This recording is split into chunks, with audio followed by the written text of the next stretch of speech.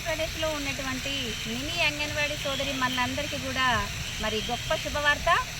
మరి మహిళా దినోత్సవం ముందుగానే మనకు మరి ఆంధ్రప్రదేశ్ ప్రభుత్వం మరి ఈరోజు మంత్రి గారిని కలవడం జరిగింది.